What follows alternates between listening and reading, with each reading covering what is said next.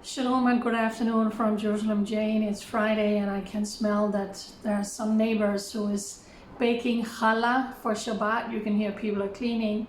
We are getting ready to enter the day where God called us to rest. It's still hot. I'm wearing my summer t-shirt. I'm wearing shorts. I have tourists walking by outside my house, all wearing shorts and t-shirts. Even though we are in the month of September, it's still beautiful here in Jerusalem. So before we enter Shabbat, I just want to say thank you for the comments, the encouragement, the love that I'm receiving to the video updates that I'm sending out. And that's all I can do, simply just grab my phone and speak my heart to you, share news and views out of Israel, which I have done for so many years. I have to admit that the brutal assassination of Charlie Kirk really shook me to the core, and I'm not done crying about it. When I see the videos of him, Erica, his beautiful wife, and those two young children, 3 and 1 year old, it's just devastating. It's just devastating. And I said in my video yesterday that this could be the assassination of a future president of the United States of America. He was truly one of a kind, someone that stood out, someone that I believe God single-handedly picked out for such a time as this. And his legacy will live on forever. And as a Dane living in Israel, I know that I don't at all get the full scope of the impact he had on the young people, the people in high school, the people in universities around America, simply just speaking the truth and stating the facts. So again, my deepest condolences to his family, to Erica, to the babies, to his parents, to the people close to him.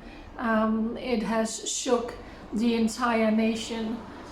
It was really horrific. I also want to say that it makes me think, and it makes me re-evaluate my life and what I'm doing and how to move forward. And I was already doing that before this horrific murder took place in America. As you know, you can hear the traffic from outside. I'm downtown Jerusalem, but as you know, that I have been here alone, and I've been making hundreds and hundreds of video updates, if not thousands of video updates. And on my Facebook page, Israel One Nation, I was doing live videos for many years, and I cannot tell you what a privilege and what an honor this has been for me. I'm a Christian. I believe the Bible from the first page to the last page. Prophecies are being fulfilled. The Jewish people are coming home. And if there's one thing that I have learned, is that when it comes to Israel, it's a battle between good and evil. It's light against darkness. It's good and evil. And this is a battle for God's nation. The enemy is trying to take out God, which he can't. So he's going after what is most precious to him, and that's the apple of his eye.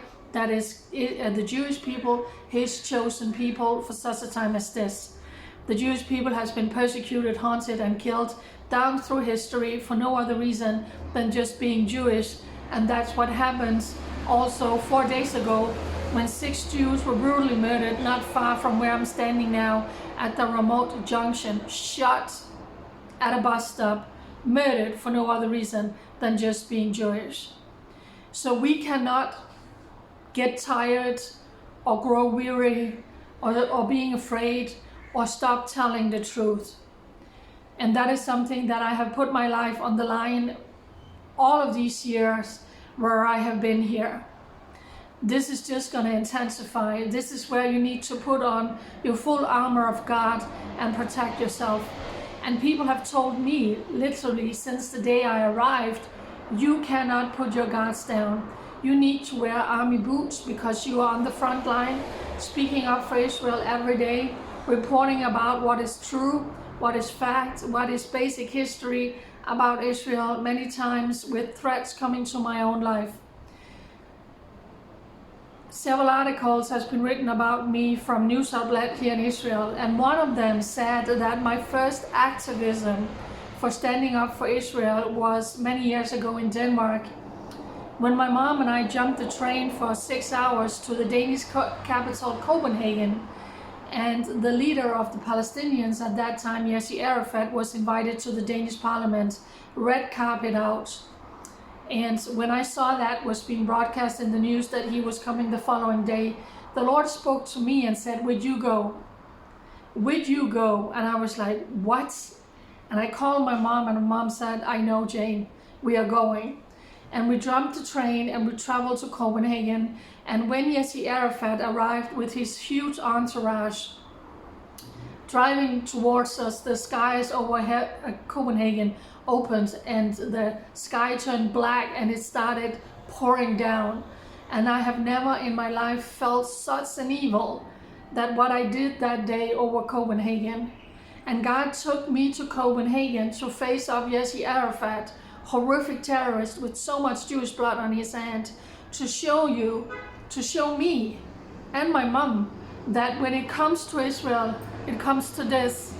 It truly is, you're touching the apple of God's eye, and it is a battle between good and evil, and that is for certain what Yassir Arafat represented and what he stood for. And my mom and I felt evil. You could have cut in the air with a knife. That's how evil the atmosphere was when he came. So many enemies has come towards the Jewish people, but evil has the same root in the pit of hell. And then the enemy uses, whether it's Nazis or all the different enemies that has come against the Jewish people, trying to eliminate the Jewish people, trying to wipe out where God chose as his name to put on this nation in an eternal covenant with the Jewish people. So the battle is ongoing. There's a pressure here in Israel that is difficult to describe, but we need to just continue to stand with the truth and stand with the facts. Hezbollah, the Houthis, the Palestinian Islamic Jihad, Hamas, the Iranian head of the snake, all wants to wipe Israel off the face of the earth. The Palestinian Authority, Fatah, there's no difference of all of these. Israel doesn't have a peace partner at all. They all want to wipe the Jewish people off the face of the earth.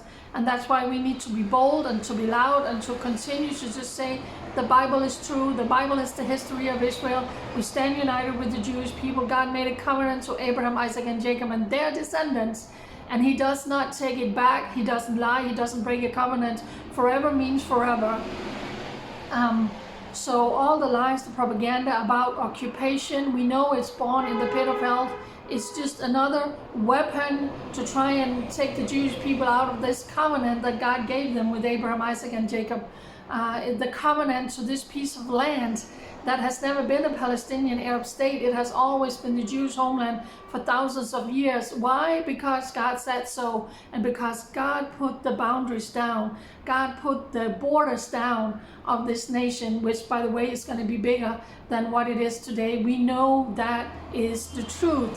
So when Israel's enemies, they don't have facts, they don't have history, they don't have truth on their sides, they have to use false narrative, they have to use propaganda to come against this nation about apartheid, about occupation, about genocide, about starvation, which we know is all lies. So again, I want to end this video by saying to people around the world, and especially Christians, stay focused. Stay focused when it comes to Israel. Read your Bible, learn the truth about Israel, about the covenants with the Jewish people, the promises to the Jewish people. Prophecies are being fulfilled. How God put his name down on this piece of land. How when you read the Bible, the nation of Israel comes alive. And whatever you hear in the news that goes against this, you know it's a lie. You know it's a lie, and you have a responsibility to wake up, to stand up, to support Israel, to speak up, to come against your government, to come against your media, to come against newspapers who are sharing all of these false informations and lies against Israel. So for such a time as this, be bold, be proud, be strong, continue to do what we saw Charlie Kirk was doing. He was proudly speaking about his faith, about truth. We are created man and female. He believed female, there are two genders. If you have any doubt, seriously, look between your legs. All of this craziness that's coming against us in the world, that goes against logic and that goes against nature and that goes against facts. Speak out against it, come against it. He was truly a giant, Charlie Kirk. It's just incredible what he accomplished in the age of 31. So again, I want to honor his memory and send condolences to his family, and just say to all of you, be who you are. God created you. If you're a man, God has a destiny for you as a man. If you're a woman, as a woman, nobody has your DNA. Nobody has your destiny. God created you to greatness. But we know that evil is going rampant in the world. And if you read the Bible, you know why. You can't be surprised about all the things that's happening right now. But that's why we need to focus on basic values, on basic truth, a basic history, and especially when it comes to the nation where I'm in, because this is where the focus is. This is the center of the world. Why? Because God created this nation. I keep saying, people, when it comes to Israel, this is about good and evil, light and darkness, good and bad. And it's about God. God chose this nation. He's put his name down here. It will never change. So stay focused. Don't believe the lying mainstream media, the pro-Palestinian propaganda. The Jewish people are home in their God-given homelands, and they were created to be a blessing, to be a light amongst the nation, to be a light to the world. And that's why the darkness is coming at this nation and the Jewish people full force. But we know that light conquered darkness. So just a little message from my heart here before it's going to be Shabbat. Thank you for your love and your concern and support for me all of these years, where I have just speaking boldly from my heart, one person, sharing news and views out of Israel, standing with the Jewish people proudly for so many years. Shabbat Shalom. Bye.